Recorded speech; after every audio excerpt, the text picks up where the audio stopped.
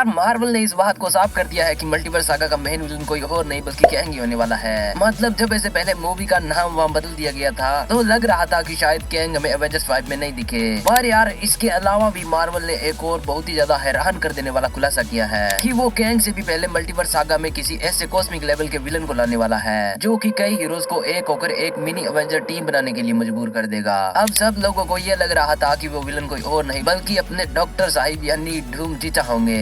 अरे नहीं है यार, वो एक बंदा कहाँ कहाँ जा सकता है। मतलब सीक्रेट वॉर्स का मेन विलन कौन होगा? डॉक्टर डूम। फैंटास्टिक फोर का मेन विलन कौन होगा? डॉक्टर डूम। इस मूवी का मेन विलन कौन होगा? डॉक्टर डूम। आरसीबी को फाइनल किसने जितवाया? डॉक्टर डूम। अरे यार इससे अच्छा तो बेचारा फॉक्स वाले यूनिवर्स में ठीक था, कम से कम वहाँ इसको थोड़ी बहुत इज्जत तो मिलती थी। यहाँ तो साला जब और कुछ नहीं मिला तो हाँ डॉक्टर डूम हो सकता है शायद। तो फिर अब आखिर कौन है जो कि एक मेन एवेंजर मूवी से पहले एक मिनी एवेंजर मूवी लाएगा? लाइक हमने एवेंजर्स इन्फिनिटी वॉर से पहले अपने कप्तान अमेरिका की सिविल वॉर देखी थी जिसका नाम जरूर सिविल वॉर था, पर थी वो महेश भट्ट के कपड़ों में आलिया भट्ट, पर थी वो अपने कैप्टन की आड़ में एक एवेंजर्स लेवल की मूवी जिसने सीधे इन्फिनिटी वॉर को सेटअप किया था। तो अब एवेंजर्स 5 से भी पहले वैसी ही एक मूवी आने वाली है जो कि अपने लास्ट में भी एवेंजर्स 5 को सेटअप करेगी। और जो मूवी मुझे लग रही है अगर वो होती है तो फिर तो यार मार्वल एक तीर से कई शिकार करने वाला है। मतलब यार जैसे कि पिछले कुछ सालों में मार्वल की कई बड़ी movies like Eternals, Thor love and thunder and the Marvels flop हो गई है, तो अब ना चाहते हुए भी मार्वल इनके सीक्वल्स पर काम नहीं कर सकता है क्योंकि अपने डिज्नी के बिग डैडी बॉब चिच्चा ने इस बात को एकदम क्लियर कर दिया है कि अब वो सिर्फ उन्हीं प्रोजेक्ट्स पर ध्यान देंगे जो कि ऑडियंस को भी पसंद आए और उनके लिए भी फायदेमंद हो। तो अब ऊपर से दबाव आने के कारण मार्वल अपनी इन मूवीज के सीक्वल्स तो बिल्कुल भी नहीं ला सकता है। पर यार मार्वल के ऐसा ना करने पर उसके फ्यूचर के प्रोजेक्ट्स पर बड़ा असर पड़ेगा क्योंकि थोर, कैप्टन मार्वल एंड इटर्नल्स जैसे इंपॉर्टेंट कैरेक्टर्स की स्टोरी को आगे ना बढ़ाना खुद की ही पैर पर कुल्हाड़ी मारने जैसा काम होगा। पर यार यहाँ पर मार्वल एक काम कर सकता है, मतलब वो इन तीनों ही मूवीज के कैरेक्टर्स को एक मूवी में ला सकता है जिससे मार्वल को कोई सीक्वल भी नहीं बनाना पड़ेगा और इनकी स्टोरी भी आगे बढ़ जाएगी। और हाँ अगर इसमें कुछ और कैरेक्टर्स को ऐड कर दिया जाए like new guardians of the Galaxy या नोवा, तो यही वो मिनी एवेंजर मूवी होगी जिसकी मार्वल बात कर रहा था। मतलब इसी का मेन विलन कैंग से पहले कई हीरोज को एक होने के लिए मजबूर कर देगा। अब वो विलन कौन है और आखिर ये सब होगा कैसे? तो यार चलो ज्यादा टाइम ना वेस्ट करते हुए शुरू करते हैं। बट यार आगे बढ़ने से पहले मेक श्योर कि आपने अभी तक इस वीडियो पर लाइक की बौछार कर दी होगी। कर दी क्या? तो यार जिस विलन की मैं बात कर रहा हूँ उसका नाम है एनीहिल्स। अब ये चिच्चा एक दूसरे डायमेंशन जिसका नाम नेगेटिव जोन होता है उसके रूलर है। अब जिस तरह से हमारा यूनिवर्स और क्वांटम यूनिवर्स है उसी तरह से एक और यूनिवर्स भी है जिसका नाम नेगेटिव जोन होता है। अब यहाँ से आगे कहानी एकदम सीरियस होने वाली है, मीन्स नो मजाक मस्ती।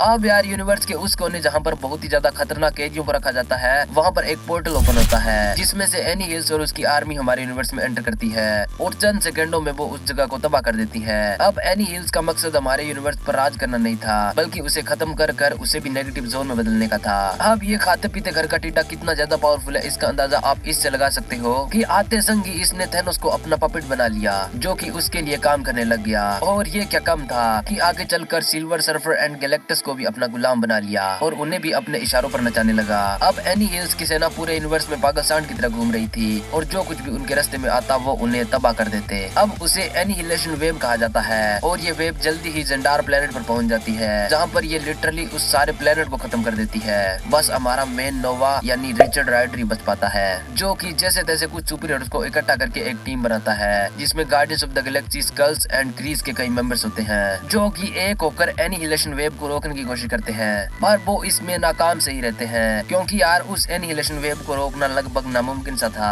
और जो कोई उसे रोक सकता था यानी गैलेक्टस उसे भी उन्होंने कैद कर लिया था। पर जब आगे चलकर थैनोस को ये पता चलता है कि एनीहिल्स का मकसद इस यूनिवर्स पर राज करना नहीं बल्कि इसे खत्म करना है तो वो उसके खिलाफ हो जाता है और गैलेक्टस को आजाद करने की सोचता है। लेकिन तभी वहाँ पर ड्रैक्स पहुँच जाता है क्योंकि थैनोस ने उसकी बेटी को कैद करके रखा था। इसीलिए जब थैनोस गैलेक्टस को आजाद करने में लगा था तभी ड्रैक्स आकर उस पर टूट पड़ता है। अब उस टाइम थैनोस का ध्यान पूरी तरह से गैलेक्टस को आजाद करने में था, इसीलिए मौका पाकर ड्रैक्स एक जोरदार वार उसकी छाती पर करता है और लिटरली थैनोस का दिल उसके हाथ में आ जाता है और थैनोस वहीं पर मर जाता है। पर थैनोस ने मरने से पहले ड्रैक्स की बेटी को यह बताया था कि गैलेक्टस को आजाद सिर्फ वो ही या फिर उसका हेराल्ड सिल्वर सर्फर ही करा सकता है। अब इसीलिए बाद में ड्रैक्स और उसकी बेटी सिल्वर सर्फर को आजाद करा देते हैं और सिल्वर सर्फर गैलेक्टस को। एंड यार आजाद होने के बाद हिस्ट्री में पहली बार गैलेक्टस को गुस्से में देखा गया था क्योंकि यार इससे पहले चाहे कितने भी पावरफुल बीइंग का मुकाबला गैलेक्टस से क्यों ना हुआ हो लेकिन उनको गैलेक्टस ने सिर्फ अपने इशारे भर से हरा दिया था। लेकिन पहली बार गैलेक्टस को कोई ऐसा मिला था जिसने ना सिर्फ उसे हराया बल्कि कैद भी करके रखा।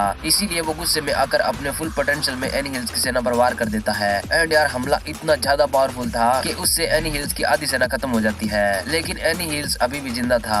और फिर एनी हिल्स एंड नोवा का एक बहुत ही ज्यादा कमाल का मुकाबला होता है जिसमें नोवा बहुत ही अच्छी तरह से लड़ता है, but at the end any hills उस पर भारी पड़ने लग जाता है और वो उसे खत्म करने वाला ही होता है कि बीच में फिला वेल आ जाती है। अब हाँ, अगर आपने गार्डियंस ऑफ द गैलेक्सी 3 देख ली है तो उसमें दिखाई गई ये छोटी बच्ची ही आगे चलकर फिला वेल बनेगी। हाँ यार, जैसे तैसे सभी हीरोज एनी हिल्स वेव को अर्थ पर पहुंचने से पहले रोक देते हैं और इस कहानी का अपना मेन नायक नोवा था। लेकिन अब एक सवाल कि आखिर इतनी बड़ी लड़ाई के दौरान अपनी अर्थ के सुपर हीरोज कहाँ थे? तो यार जिस टाइम ये एनी हिल्स वेव हमारे यूनिवर्स को खत्म करने में लगी थी उस टाइम अर्थ पर सिविल वॉर के इवेंट चल रहे थे, मतलब सभी हीरोज आपस में लड़ने में ही मशरूफ थे। तो अब यार अगर मार्वल एवेंजर्स 5 से पहले इस इवेंट को दिखा देता है, जो कि ऑब्वियसली एमसीयू में कॉमिक्स से अलग होगा, क्योंकि एमसीयू में मैं जिन हीरोज की बात कर रहा हूँ कॉमिक्स में तो उन्होंने इस लड़ाई में हिस्सा भी नहीं लिया था। लेकिन यार जैसा कि हम सभी जानते हैं कि मार्वल अपनी मूवीज में कॉमिक्स से हमेशा अलग ही कुछ दिखाता है, और वैसे भी जो कंडीशन हाल फिलहाल एमसीयू में चल रही है वो इस मूवी को डिजर्व भी करती है, क्योंकि अपने नोवा के प्लेनेट को ऑलरेडी थेनोस ने खत्म कर दिया है। और जैसा कि हम सभी जानते हैं कि मार्वल उसके भी एक प्रोजेक्ट पर काम कर रहा है और अर्थ पर भी कोई ऐसा सुपर हीरो बचा नहीं है जो कि एनिहिलेशन वेव का मुकाबला कर सके।